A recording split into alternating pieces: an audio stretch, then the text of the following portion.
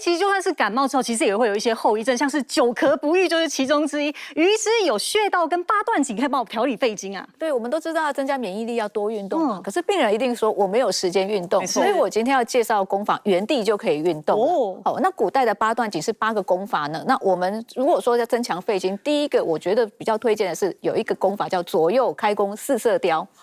那这个名字听起来好像武侠小说，我为大家做个示范。我们这个功法呢叫做左右开弓4射雕。我们这个名字呢就知道我们是拿着弓箭要去射我们的猎物哦。所以呢就是看我的动作，其实有些小细节要特别注意。第一个，我们左右与肩同宽，然后呢，我们就想象自己拿着弓箭，然后左右开弓，然后在射出弓箭的时候，蹲个马步，蹲出去。然后你看这个动作，其实本身就是开胸膈、开肺气，能够增加我们肺泡的交换率，增加我们气流。而且大家有没有注意到，我股四头肌正在用力？因为股四头肌正在用力的话，其实这是全身最大的肌肉，能够增加我们的体力。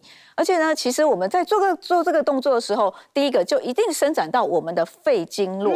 什么是肺经络呢？其实大家看我的手，就是沿着我们的肩胛骨，应该是说锁骨，然后一直到大拇指鱼际穴这个地方，这整条都是肺经络。所以我们在做这个射箭的动作，其实就是在刺激伸展我们的肺经络。其中这个经络有2个很重要的穴道，第一个是太渊穴，也就是我们在看中医的时候把脉的地方。你会看到说有脉跳的地方，那个就是太渊穴。太渊穴是很重要的肺经的原穴，也就是肺经发源的地方。所以我们常常觉得肺气不足，就是上气不接下气、疲倦的时候，我们上班累的时候就可以多按这个太渊穴，让那个有一个发电机，肺气开始生发。然后第2个重点穴道是尺泽穴。这个尺泽穴在哪里？就在我们的桡侧，桡侧大概就是我们手掌，就是整个手臂外侧，手肘弯、腕横纹外侧的肌腱内侧的地方。也就是我们这样在手肘一个外侧凹窝的地方，酸酸的地方。然后这个是肺经的合穴，对我们的润肺止咳非常的有效。所以说常常久咳不愈、痰很多的话，它能够生津液祛痰。而且我们如果说感到急性那个痰非常的多，常常会在这个地方埋线或者针灸，去刺激把它痰涌出来。所以说我们如果在慢性或急性的时候，都可以做这个功法，还有刺激这个肺经络。那在脾肺气虚，或者是说后脾比较虚，我会建议一个到茶饮。那这不是在感冒后期吃的，其实你在平常没有感冒的时候就可以防止感冒。为什么呢？这个有一个组成叫做玉屏风散这个方剂。玉屏风散其实3个主要用药是黄芪、防风和白术。为什么这个命名很有诗意，叫玉屏风？因为它能够抵御我们风邪和外邪。特别这个主角是黄芪，黄芪有一个特别的成分叫黄芪多糖。黄芪多糖的话，能够增加我们的免疫力。其实很多研究发现说，它会增加我们的那个免疫细胞、白血球，还有增加我们的吞噬能力。所以其实有很多人，比如说身体很累，或者是常常感冒的人，我常常鼓励说，一大把黄芪就煎汤来吃。吃起来会甜甜的。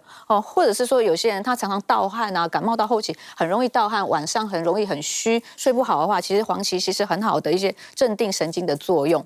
黄芪配防风呢，它是一个药对。那防风我们顾名思义，防止风邪，它能够掌管我们的毛孔开合的正常。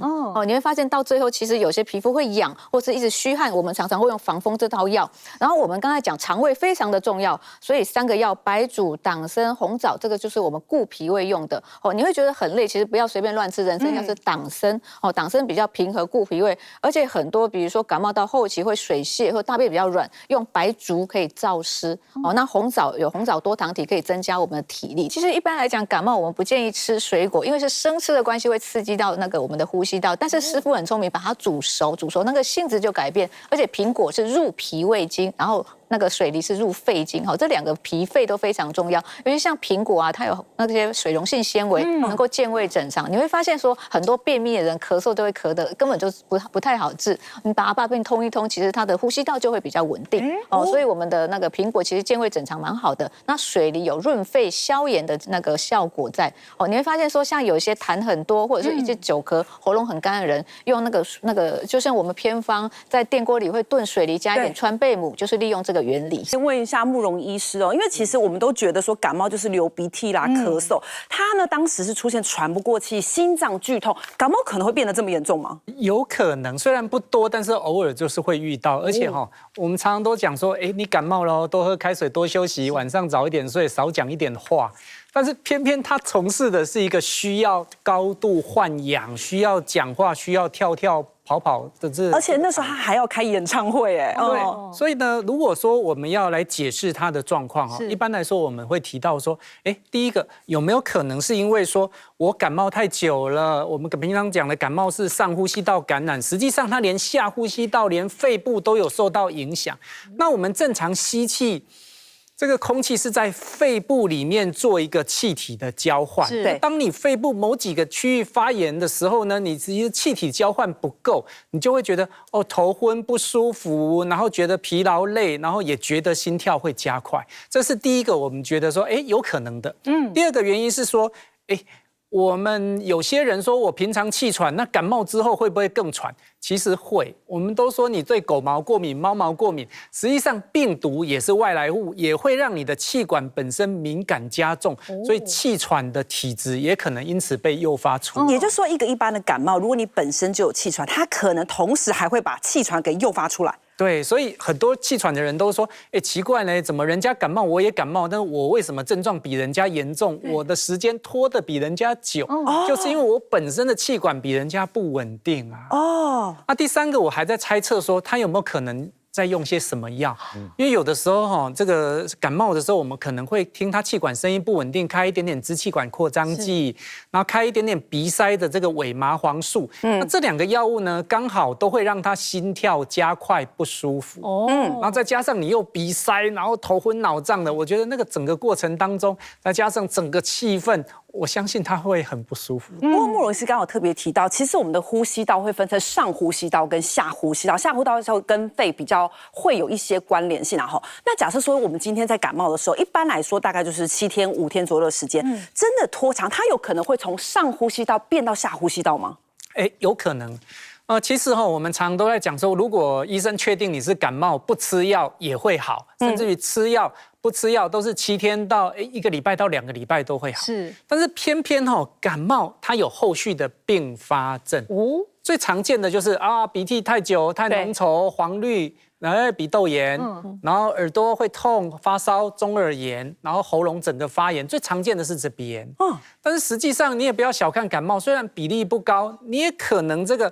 身体里面的细菌，看你这时候好欺负，它就跳出来欺负，有点类似刺激性感染的概念。对，因为你本来好像这个健康，它拿你没有办法，那你现在就是身体在感冒、在疲劳、在累，你的抵抗力变差的时候，它影响到脑，变成脑膜炎，那影响到这个肺部，甚至于病毒性肺炎，再进一步细菌也跳出来欺负你，甚至于心脏也都因此会出问题。想问一下于医师，里头加了百里香跟大蒜，它们对呼吸道是有帮助的。对，这一道药理很特别，就是大量使用到香辛料。香辛料在我们中医来讲，有几个功能：芳香化湿、醒脾的功能。所以对于感冒，比如说肠胃道比较湿浊、比较重呢，或者是消化不好的人，其实这个有促进食欲的作用。第二个，其实它有疏肝理气，可以缓解我们呼吸道的痉挛、平滑肌的痉挛哦。特别是百里香这个主角的话，除了香以外，它还有一个很重要的成分叫做百里酚。它是一个很天然的抗氧化剂，而且它很丰富的植化素，可以镇咳祛痰，